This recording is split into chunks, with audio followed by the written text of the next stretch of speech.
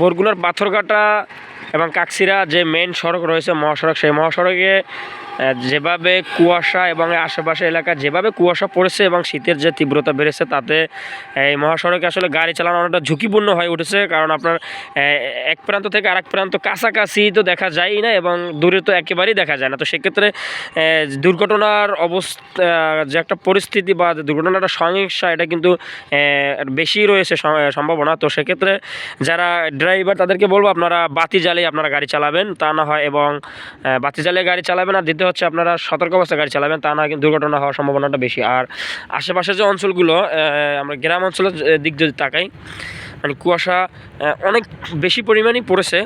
তবে আমাদের ক্যামেরা মোটামুটি ক্লিয়ার থাকে, আপনারা মোটামুটি দেখতে পাচ্ছেন।